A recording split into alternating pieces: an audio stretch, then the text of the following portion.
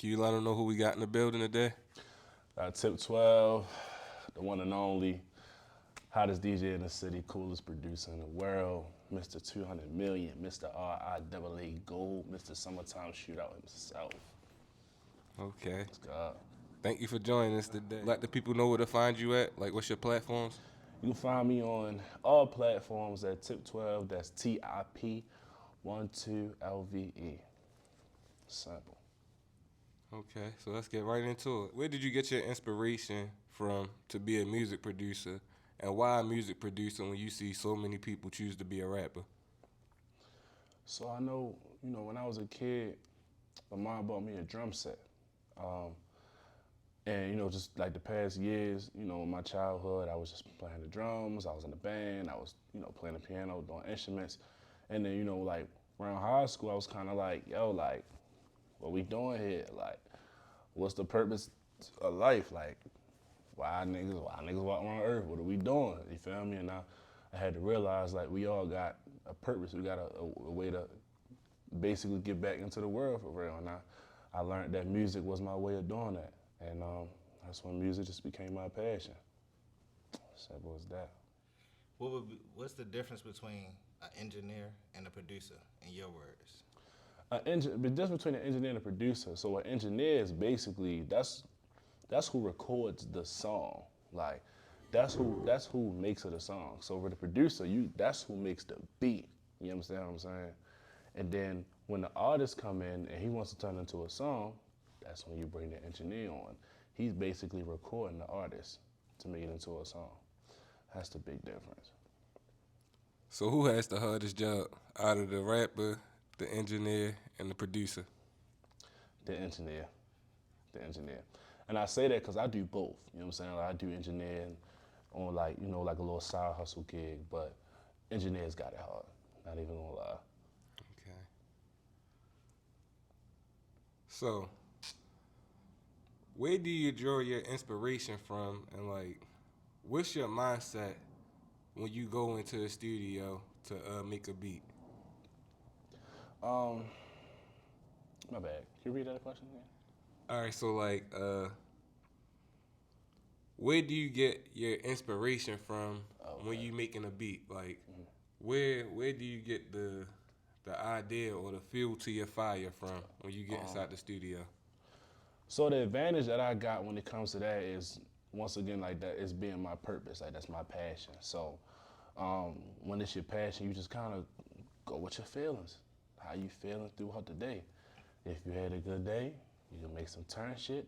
If you had a bad day, you can make some pains. It all goes on. It all goes off about how you feeling, basically. That's really it. I know when I get into the studio, it's more like everything, the outside world just go quiet. Everything just go quiet, and I can just really be myself, and I can be creative, and basically do what I want. It's nothing more, nothing less. Can you describe the steps that you choose to make a beat? So the steps I take when kind of making a beat. First, I would make the melody. If I don't have another producer send me a melody, I'll make the melody. And once I do that, that's when I go into the beat. I'll go into the bass, 808 type thing, then go into the hi-hats, and then I'll go into the clap, the snare, the perks, and all that shit like that. And then that's all she wrote. I just build from there. That's it. And when it comes to like sampling, how you go about that? I ain't gonna lie, I just go to YouTube and I just like find shit, you know what I'm saying? Like, sampling can just come from anything. Like, I can be in the barbershop and hear something playing on the radio, and I'll be like, yeah, I'm ready to go home and sample that. Go on YouTube, copy and paste that motherfucker on a link, chop that shit up, call it a day. I could be in the club and hear something, you know what I'm saying? Because I DJ too, so I might go in the club and hear something, or I might play something, and I'm like, yo, I'm about to go home and try that shit, you know what I'm saying? It's really all just free will with me. It just happens. I don't ever really force it. So TIP12, a Baltimore producer, right? Can you let them know what part of Baltimore you from and a little bit about your upbringing? I was raised in the East Baltimore area. I spent most of my childhood in the Sedonia area. But I'd have been from the city to the county. I'd have been from Sedonia to Parkville, to White Marsh, back to Sedonia, back out Parkville, back out White Marsh. But I spent most of my time in the East Baltimore area. I feel like my upbringing was, I had a good upbringing. I had childhood friends, but I feel like there was a time where, having childhood friends just kind of stopped, and it was just focusing on myself, and it was just me. And around that time, that's when I really started getting into the music, you know what I'm saying? Like, I would just go to school, do my work, but make beats on my iPod, then go dance with my homeboys at the school type shit. Like, I was just focused on me, because I wasn't really outside with my homeboys like how I used to be. But that kind of groomed me into really doing music and taking music serious type thing. Okay. And how many siblings do you have? I got 2 siblings. I have a little sister on my mother's side, and then I got an older sister on my father's side. Where did you get the name TIP12 from, and when did you get the name TIP12?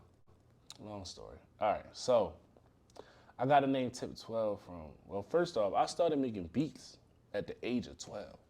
That's where the 12 came from. And then I had my initials, which is really TEP, but I'm like, that ain't gonna sound right. So I just said, at first it was T1P. So I'm like, all right, I'm gonna spell it like T1P12. That's gonna be TIP12. You feel me? But then I was like, I don't like how I spelled. So I just kind of changed the spelling to how it sound. And I just added the LVE to kind of make it unique for real. So that's how I came up with TIP12. What would you consider to be your biggest accomplishment so far in your journey? I recently just went gold with Shorty. We had a song called Save a Little. We did about like 4 years ago. I actually made the beat 6 years ago. And the crazy thing is, when I made that beat, I knew that beat was gonna be a hit, but I didn't know with who or how it was gonna happen.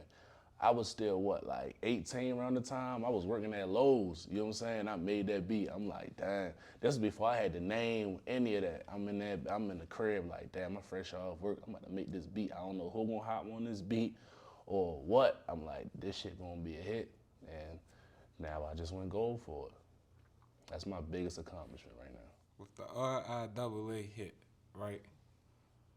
First off, for the people who don't know, what is RIAA and all of that? That's basically the company that that basically certifies a song on gold, platinum, diamond, and all that. You know what I'm saying? And then once they certify, you can get your plaque made by them and stuff like that. It's really nothing more, nothing less of that. Okay, and to clarify, at the age of 18, you made a beat that ended up being certified by the RIAA as a gold hit. Mm-hmm. So, yep. For the younger producers or people coming up as producers, what message or what lesson can they take away from something like that? Just keep going. Even if you can't see the vision, you can't see the future. If you know that this is what you want to do, keep going. Just keep pushing. Even when you at your lowest and you done lost yourself, you feel me? Like, even when you lost yourself and you done lost touch with life, you feel me? You going through shit with your family, you going through shit with your friends, your girl, people that you're dealing with in the business, you might lose yourself. But it's really, that's the time where time gonna tell if you really want it or not. So you really gotta push through all of that. If you push through all of that, everything gonna start making sense and it's gonna be clearer. A lot of people would say, at this current point in time, Shorty might be the most notable rapper coming out of Baltimore. Right. Or maybe like the rapper who made it the furthest out of all the Baltimore rappers. So can you talk to us about that collab and how it came about? So the crazy thing about that collab is I actually been trying to work with him for before we actually started working, I was trying to work for him for 2 years straight. I was having him on his live. I'm like, yo, I sent you beats. I was loading his email up with beats, you know what I'm saying? I was telling his man, he's like, yo, I sent them beats. And I just couldn't get no contact. Probably 2 years after doing that, Shout out my man Static Six. My man Static Six, my brother. He hit me up and was like, yo, come to Studio Compound so we can work. Mind you, I always wanted to go to the studio, but I didn't know who owned it or where it was at. And I didn't even know the name. So I'm like, what the fuck is Compound? I straight look it up. I'm like, damn, this is studio. So he hit me up. I went in there. I'm like, hey, we about to lock in. So my brother Static had put me on. We locked in. The next thing you know, that next week, Shorty popped up in the studio. He popped up in the studio. I played him some beats. He said, oh yeah, we about to lock in. And from there, that's all she wrote. Everything went up from there. So you spent 2 years trying to get in contact before it finally happened. So it seems like just a common theme in music is it takes time. It takes a lot of time. You gotta love it and you gotta want it. You can't focus too much on the outcome or when it's gonna happen. You just gotta keep doing it. Eventually, if you keep doing it, it's gonna make sense and it's gonna happen. I'm a living testimony of that for sure.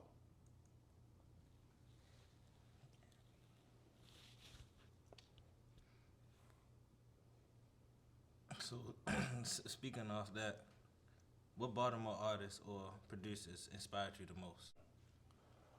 Baltimore artists inspired me the most was definitely Lil Scooter, for sure. Artists, I can go down the line. Shorty, Pyrex, Chaz, Tech, the whole city, as far as artists, like the whole city, you know what I'm saying? People that's really pushing that shit to the next level, like that's who really inspired me. But as far as producers, I'm sorry if I got Scholar. Scholar definitely, he inspired me, because at the school he definitely took that shit over, you feel me? But as far as producers, Elijah 808, that's definitely a big inspiration. If there's anybody in the city that started this producing shit and took it all away, it was Elijah 808. He did that shit. Any other producers? That's really about it. But Elijah 808, yeah, he got it. That's who opened the door for everybody, especially for producers. All right, I can't help but notice that you got the white boy bracelet on. Yes, God. Rest in peace to one and all. What did he got to do with you, and how did his impact on music impact you? I will say that. Damn, how I forget about White Boy? That's crazy. First of all, White Boy came with the bag. You understand what I'm saying? Like, and I seen that with my own eyes. You feel me? A lot of niggas look at it like, yeah, that's just his slogan. But yeah, White Boy came with that bag. You understand what I'm saying? Like, when it came to music and putting the promo and the money behind everything he was doing, he made that shit happen. You understand what I'm saying? Like, he stepped in the game, was like, yo, you feel me? Because one thing I will say, this shit take money. Not only do it take time, it take money. It don't matter how much you got, but you gotta spend something. But one thing I will tell you, White Boy definitely came with that bag like it's Christmas. And he was a wise investor guy. He was a very wise investor guy. And he spent his money the right way. You know what I'm saying? He got it. If it's somebody else that definitely inspired me to keep going in this producing shit, it definitely was White Boy, for sure. Because he came with that bag and he put that bag into it and he made that shit happen for real. Yeah, so rest in peace, White Boy, man. Man, long live White Boy, man. Y'all know what it is. Now I want to get your top 3 all-time producers. In like all time. All time. Metro Boomin is one. Weezy Out of Here, and man, I need a top 5, but we can do top 3. Okay, Metro Boomin. Who else I just say? Weezy Out of Here. Weezy Out of Here, and just off the dome, I'm gonna say TM88. Okay. And then I know we said 3, but shout out to my man's Pyrex. Pyrex in Baltimore, he done did it too. You know what I'm saying? That's the #1 producer in the city that done got all the accolades and put all the producers on in the city, man. Shout out my nigga Pyrex with him, for sure. I did hear you mention Metro Boomin, and I don't know if you've been seeing or keeping up with the latest on what's going on in music, but Metro Boomin Future, and who was it? Kendrick Lamar. Yeah. They all got on a song, diss Drake. So I just wanted to get your opinion on that diss track. Crazy thing is, I was probably listening to the beat more than the lyrics, honestly. The beat hard as shit. Like when the straight come in, da da da da da da da da, that's all I'm listening to. Fuck the lyrics. I don't know what Kendrick talking about, what they all talking about. I just know the song hard. But what pushed the song to make it hard is the beat. You know what I'm saying? So the beat really put that shit together, man. Shout out Metro Boomin. That's the real GOAT. That's the one who's really making it happen. You feel me? But whatever Kendrick said, I guess he must have went hard because everybody fucking with it. You know what I'm saying? Yeah. But the beat is what really take that song over. That's it. I hope I don't look drunk on this bitch. No, you good. You good. Already. So for performers, I heard that y'all get into like a tunnel vision when y'all trying to like focus everybody out and just lock in on the crowd. Yeah. Can you describe performers? I heard that y'all get into like a tunnel vision when y'all trying to like focus everybody out and just lock in on the crowd. Yeah. Can you describe that? All right. I'm gonna start from the beginning. It could be the same day or the day before. I'm back home. I'm getting my crates ready. You understand what I'm saying? Trying to figure out what I'm gonna play, what I'm gonna mix, and then I'm going into that same night with that same mindset. Like, listen, when I get in this booth, everybody leave me alone. Don't give me no suggestions. Don't tell me what song to play. I already got my whole set lined up. You know what I'm saying? But it's like with me having the ear, I already know what's gonna make the crowd go crazy. You understand what I'm saying? So it's like, when I do that, I'm like, yo, just let me rock out. And when I rock out, I turn that bitch up. That shit like an adrenaline rush. That shit like aligning your chakras inside your body, and it's like it's taking you to the max. Like, it's really an out-of-body experience. Especially, like I said, when you prepare yourself for it, you got the ear for it, I promise you, it takes you to another level. You get goosebumps, you start sweating your whole body and all that. Everything just hit. You know how you playing fucking, what's that, Mario Kart, and the nigga go rainbow and he just beating everybody? Like, that's how your body feel, yo. It's really an out-of-body experience, bro, I'm telling you. Especially when you passionate about it. It feel good, sure. I can tell you've accomplished a good amount within your musical career already, but I can see it's still more to come, right? Sure. So what are the top 3 artists from Baltimore right now that you are looking forward to working with? Looking forward to working with? I want to get some more working with YBS Scola, for sure. I want to get some more working with Roddy Rex, and I definitely want to get some more working with Tech. Not to toot my own home, but if you ask me, I'd probably work with the entire Baltimore city. You can probably ask these same niggas who I am, and they know who I am. I done work with the whole city, I done did it, and we gonna keep doing it until we take this city out of here, until I take the city out of here. None more, none less. Okay. How do you know when you're losing the crowd? You know you're losing the crowd when they start walking off. Some niggas might leave. Some niggas might just go to the bar. Some niggas just might not even look at you no more. They might just like, oh, okay, he done changed the song. They might walk somewhere else. Like you can pay attention to a nigga walk pattern and be like, yeah, you lost the crowd. You know what I'm saying? Or like just body movement. You feel me? You could have a crowd there and their body moving, and then as soon as you play a song, boom, just like you can tell everybody just stuck. They're like, all right, let's go take a shot. Let's go get a shot from the bar, or let's just stand right here till you play another hot song. I'm telling you, like you see it. Like it ain't just, oh, one person moving. Everybody gonna start moving, and you know you lost the crowd. You know what I'm saying? And especially with somebody like me, that's, you know, I'm about to say new to DJing, but I'm new to DJing. Somebody that I actually came under somebody. Shout out to my man's Trap, my man's Silver Surfer. He might be in my end. He like, yo, get back in that mode. You're losing them. Boom. And we might pick him back up with one little song. You know what I'm saying? But it's definitely something that you can see. When you're in that booth, you oversee everything. So you know by movement for sure. And in an event where you are losing a crowd, what can you do to bring them back? So that's really when your ear come into play. Like me, if I know I'm losing the crowd, I'm just go straight back to Sexy Red. You know what I'm saying? Put that Sexy Red on, you know what I'm saying? The bitches, they gonna go wild, and boom, you got them right back. But you gotta stay in that pocket. And that's the thing about DJing. Sometimes finding that pocket can be challenging because it's all about knowing your crowd and just knowing what songs is really the hottest songs out there that's going to make people move. You understand what I'm saying?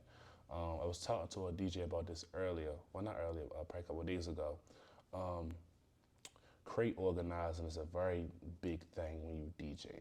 It's basically like organizing your folders and songs and shit like that. When you do that, like in advance, you can really get a crowd going. But really trying to figure everything out in that moment is scary because, you know, with making beats, you're making a beat, you can stop. But DJing, you can't stop. So if you ain't got that music ready, you ain't got that crate ready, you basically going off the dome like, oh shit, I got 20 seconds to find the shit, and then you gotta hurry up and type a song in it, you know. That it get real, it gets deep. But yeah, you gotta organize your songs and all that to really know what's really hot. You gotta really be tapped in with music to understand DJing. It's not a thing where you can just hop on and you think you the nigga. Nah. I also want to touch on chemistry, right? Because chemistry matters when you talking about an artist and a producer and an engineer, correct? So, what top 3 artists from Baltimore that you've worked with do you feel like you go in the booth and it's instant magic? Off rip, number 1, OTR Chaz. When I'm in the studio with Chaz, I have nothing to worry about. I can pull up to the studio and I'm like, yo, this is a beat pack. I don't care if I get 5 beats, he gonna use one of them beats. If I get 10 beats, he gonna use 7 of them. It's just instant work. And it's just kind of like, that's somebody that I can be real comfortable with in my versatility, that when he hears something, he gonna be like, yeah, I like that, like we gonna use that. Another person is definitely Pyrex, because Pyrex is also an artist. When we in the studio, we get there, you know, it's just magic, you know what I'm saying? We just make the shit work. Say shorty, you know, shorty too. Go in there, it's simple, it's easy because I know the sound. I've been working for trying to get in contact with him for 2 years. So I'm like, yo, I got your sound. So even with that, it's just like, boom, I play anything, boom, he go in that bitch, he make that shit happen. Easy. Yeah, I mean, that's gotta be one of them, right? Because when you talking a RIAA gold hit, I think people don't know how big that is of an accomplishment. It's like huge. Coming from Baltimore City, where we really don't have that big of a voice in the mainstream music industry, you know, that's a major accomplishment.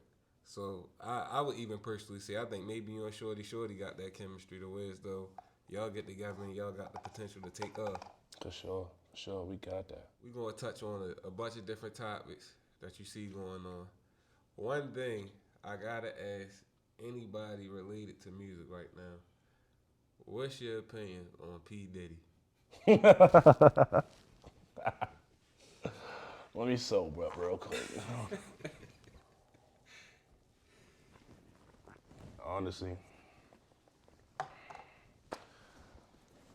I don't even know, like, this is crazy. So the biggest lesson that I got from the whole P. Diddy situation is like, when everybody talk about trying to make it big and having the money and having the power, it's like, bro, you do not know what these motherfuckers is doing behind closed doors to make that shit happen. You might think like, boom, all right, like, all I gotta do is this, that, and the third, stay down and come up and boom. This nigga done pride and, you know what I'm saying, did this and did that to make that shit happen, but presented to y'all like, oh yeah, I put the work in, I kept God first, and da-da-da-da. In which case he did, I know he did, but to speed the process up, like any other celebrity or public figure does, they use some shit behind the scenes that we don't know about, you feel me? So, that's what really happened. That's how I feel about it. My biggest thing I got, so I like to troll. Like, I'm really goofy. Like, I like to know Diddy shit that niggas is doing. Like, I say that shit all the time. So, like, I don't know, you feel like I said, I don't know what he did or if it's even true that he did it, but, like, the whole, like, no Diddy shit, yeah, I've been rolling with that shit, bro. That shit got me rolling. No Diddy. No Diddy. Yeah. About that. I mean, there's been some dark stuff coming out about him, but I guess it's kind of crazy because there's somebody who, like, if you were a 90s baby, you came up, like, when you was a kid, like, elementary school, young elementary school, you was looking at Diddy on TV, on BET and everything. So this is somebody who we all, in a way, was initially listening to. Our parents was influenced by them. 9 times out of 10, they was listening to hip-hop at the time. So it's just crazy to see all of the stuff that people may speculate about actually coming out and saying it's true. So, do you have any precautions about working in mainstream music? Like, what are some of the things that you will watch out for the most, or you'll be most worried about getting in the mainstream?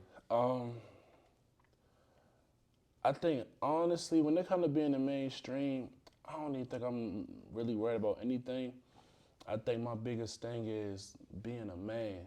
You understand what I'm saying? Like getting into the industry and being a man and standing my ground and being firm on what I believe in and how I want to do shit. I don't give a fuck if niggas think it's cocky or confident or I'm being soft about it, whatever. It's really being a man and standing on what I believe in. You feel me? That's really with anything. Whether if it comes to I run into another Diddy or another, you know what I'm saying? Or I run into another nigga that got mob tie or somebody else, I'm gonna stand my ground. Like, nah, nigga, that's what I believe in. If I want to do it this way, it's my way or the highway. You feel me? As simple as that. It's nothing more, nothing less. Straight up. That's it. All right, so let's talk about your biggest hit, right? Well, not your biggest hit, but your big hit right now that got the club going crazy still to these days right now, Shootout, man. How was that day making that video? Making that song, and how did that feel hearing that in the club and all that type stuff, man? It's an out-of-body experience. When I made that beat, so mind you, I got like producers that send me melodies and all that through email, and I had these 2 producers from Spain send me the melody, and the melody was the first thing that you hear come on. And I'm like, this shit may be crazy. And mind you, I already owed Pyrex a club mix, so I'm like, yo, I'm ready to make this club mix Rex real quick, turn that shit up. And I'm like, bro, I know exactly where I'm ready to go with this shit. Added the horns, and then I got inspired by the Told It club mix. The old Told Ya, I Told It, did a lag. Niggas don't even know I kind of sampled that shit. So I was doing that. I made it. I said, yo, this beat is really gonna get me like out of here. And I know like some people might not believe in, you know, like music or like manifestation through music, but I believe in that, you know what I'm saying? Like, though from the melodies to the chord, everything I did, like, I felt like I kind of manifested that song because like with those chords, those is like my go-to chords that I use when I make beats. Like when I use those chords and melodies, that explains the pain and the grit that I went through as a person, as a producer, you feel me? So to put that into a beat and a song and really had that go crazy, it's like, yo, it was meant to happen. Like it was written in my story, you feel me? A day after I made the beat, probably a day or 2 after I made the beat, Pyrex called me out of nowhere. It was like, fuck you doing? I'm in the city. Chad's going, you feel me? Chad's hitting the studio tonight. So I'm like, shit, I'm ready to come pick you up. Let's go. He like, bet. They did that song in like 20, 30 minutes tops. He dropped it probably a month later. I'm like, yeah. But even when I made the beat, I said, yo, I don't know who about to get on this beat. I said, but I'm gonna fuck the city up with this. I knew I was gonna fuck the city up before they even made the song. I'm like, bro, this beat is going to go viral, and so it did. Simple as that. You definitely got to check out Shootout. Yeah, I'm a model for that beat. That's crazy. As a producer, what sounds that come from Baltimore, like sounds in other cities, do you gravitate towards the most, or do you gain inspiration from the most? And also, the second part to it is, what would you consider the Baltimore sound to be? If it's 2 cities that I get my sound from, it would definitely be Atlanta for one. Atlanta and Cali, just off rip for sure. And I would just kind of mix those 2 sounds into My sound. I feel like now, like in today's time, Baltimore definitely does have like its own sound, or it's definitely curating its own sound. It doesn't really have a title to it, but we're definitely creating our own sound through that. I will say that I am a part of that sound, and I'm definitely in the process of changing that sound too. That's about it. I mean, that definitely makes you like a music revolutionary, especially you somebody who literally you going in and you damn near you making the Baltimore sound. Like you actually controlling I'm literally curating the vibe what the for Baltimore city. sound is. Yeah, I'm doing it. Doing it. Who are your top 3 Baltimore rappers all time? All time. Lil Scooter. Alfred. Young Moose. All time. All time. Once again, YBS Scholar, man. He planted that seed. He planted that seed for sure. We just can't forget that. Scholar planted that seed, man. That's really it. I feel like there's one artist from Emerson Village I keep forgetting that a lot of people listening to. It's a young nigga, yo. What's his name? Is it Scudder? Scudder. There you go. Scudder. Yeah. Scudder tough. doing this thing too. Yeah, shout out to Scudder, man. He doing it. Okay, so if you had to pick one Baltimore project that you bumped the most, who is it and what's the name of the project?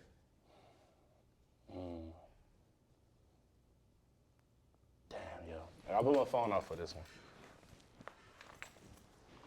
Because I know this shit, but I gotta figure it out. Only Hope 2 by YBS School. My favorite song is The Top. I feel like there's something about that song that just really get me going. And it's like, this random, but like anytime I'm coming back into the city, like I'm on 95, you can see the stadium and all that, whether I'm coming from out of town or somewhere else, I put that shit on and it just give me that motivation to really like keep putting on for my city. But that's probably my favorite album, either that or No Pen Just Paper.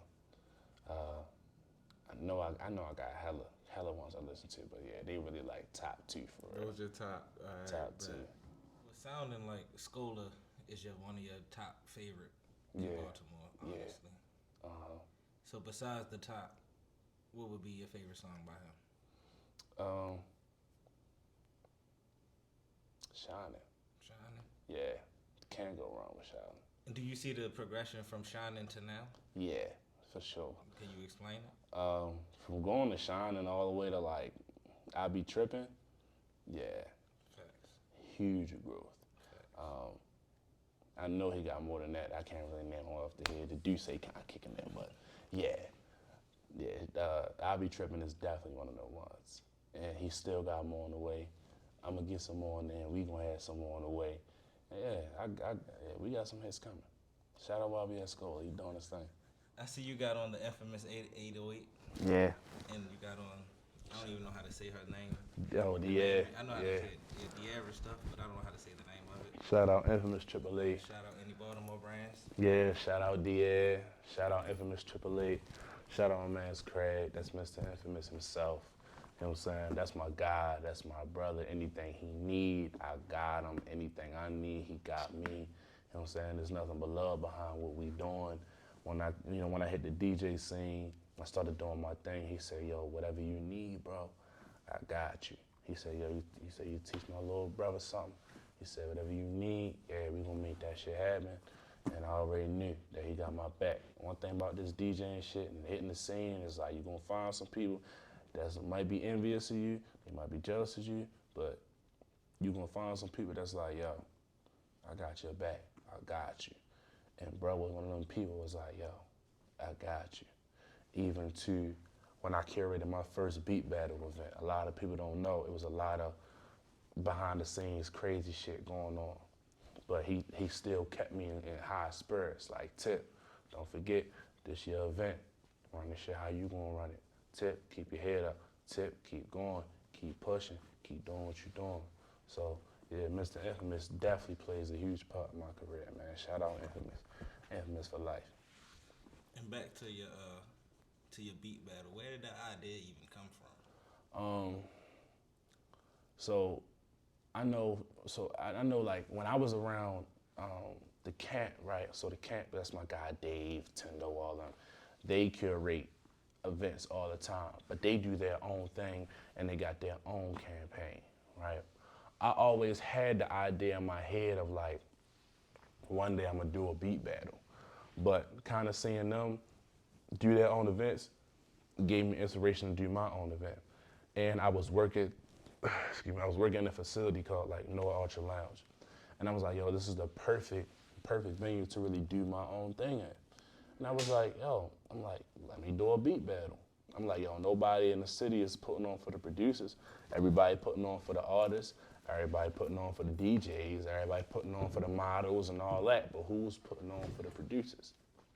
And you feel me? I took matter in my own hands. I said, let me be the one to put on for the producers. And I did that. Okay. Did you have a favorite contestant, or like did anybody show you anything different to open your eyes onto like new producing styles or anything like that? Yeah, shout out to Key. He came in on a humble tip, on a quiet tip. He ain't talk too much, he ain't say too much. He just was a fly on the wall. He kind of reminded me of myself. He just a fly on the wall. He mind his business, but when that beat get played, yeah, he gonna shout the world. And that's exactly what he did. And he took that trophy home. Shout out to Key, man. He doing his damn thing. And I'm gonna make sure he get put on for sure.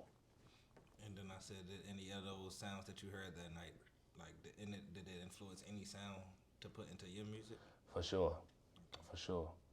He definitely give me that hyper pop, yeet type vibe, but he adding his own little swing to it, and it definitely gave me some inspiration for sure. Who's one artist or producer from Baltimore that you feel like just doesn't get the credit they deserve? That's a good question. Damn, I can go down my fucking list. Give me 3. Off rep, artist and producer, Pyrex. He gotta get way more credit. Pyrex is he done definitely planted his seeds here. He done, you know what I'm saying, he got a couple plaques. He done went gold, he done went platinum, you know what I'm saying? He done went down the line and made shit happen with 808 Mafia and Metro Boomin. He done went home and took a plaque home off a record that he got with J. Cole. You understand what I'm saying? He can't, you know what I'm saying, he done still made hits off his artistry and still making hits off his artistry that I feel like the city need to really tap into. Summertime Shootout is not his first nor 20th hit that he done had. You know what I'm saying? He done had some hits.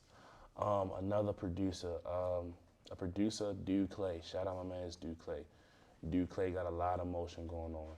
A lot of people don't know, but he's from Baltimore. He has a platinum record with Drake that he produced off a Certified Lover Boy. He got to give him his credit. I would say he gets plenty of credit from his city in the old East Coast, but Tech, I feel like Tech definitely deserves way more credit nationwide for what he's doing and the shit that he talking right now, for sure. Damn, that's really it. That's the only thing I can really think of right now. Do you want to give more in-depth, what's the word? In-depth detail on how your relationship is with Pyrex? Or how did y'all even meet to even become this type of... So the crazy thing is, I was in the studio with Pyrex like years ago, but we like really didn't know who each other was. And the crazy thing was like, I feel like he kind of came back. He kind of came back around when I was out compound in DC, and he was just in there, and he was just like, "Yo, TIP12, like, you trying to send me some beats?" I'm like, "Yeah, I got you." I sent him some beats. Mind you, he's like in the upstairs room, and I'm in the upstairs room. I sent them beats. I came back downstairs, and he like, TIP12, like, what the fuck? Like, what is you on? I'm like, yeah, this is what I do. And it's funny because around that period of time I met him, I was kind of like at a very low stage of my life. Like, I was losing myself. I was losing touch with everything. I was in a toxic relationship. I had a falling out with like certain artists that I was working with, and things just wasn't panning out for me around that time. And Pyrex kind of stepped in, was like, yo, like, I got you. He kind of picked me up. It was like, I got you. And we just built from that point. And from that point, that's all she wrote. Sound like you're a genuine guy with a lot of genuine relationships, man. Yes. Got a great heart. Not afraid to put it out there at all.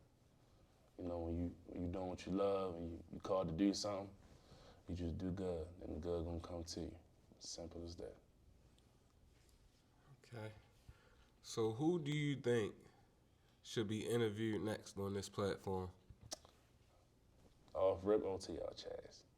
Gotta go OTR Chaz. I can give you a whole list of who can go on this shit, but yeah, I'm saying OTR Chaz off rip. That's my brother, that's my guy. You know what I'm saying? We gonna make hits happen, we gonna keep making shit happen. If you ask who the tickets is, it's me and OTR Chaz, 100%.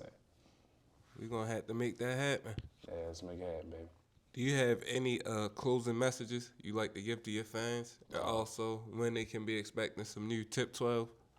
I'm dropping a tape before the year end. Be on the lookout for that. Once again, go by the name of TIP12, coolest producer in the world, hottest DJ in the city, the one and only doing it. If anything you want to do in life, do that shit and keep going and keep pushing. That shit gonna happen. That's it. Straight up. That's TIP12, ladies and gentlemen. Thank you for joining us today. Already, whole lot of all that.